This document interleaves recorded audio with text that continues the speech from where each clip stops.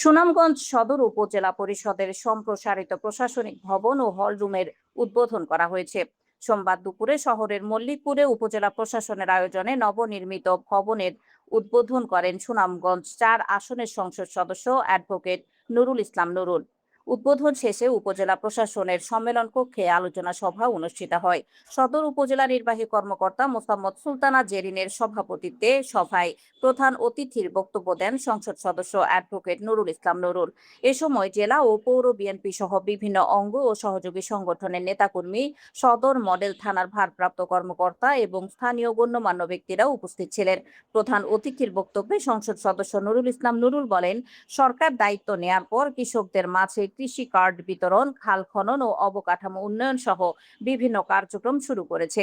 এর সুফল তৃণমূল পর্যায়ের মানুষ পেতে শুরু করেছেন বলেও দাবি করেন তিনি আরো বলেন, সুনামগঞ্জ পৌর এলাকায় আধুনিক ড্রেনেজ ব্যবস্থা চালুর মাধ্যমে জলাবদ্ধতা নিরসনের পাশাপাশি সদর ও বিশ্বম্ভরপুরের মানুষের শিক্ষা, স্বাস্থ্য, যোগাযোগ ও বাসস্থানের সুযোগ নিশ্চিত করতে কাজ করা হবে।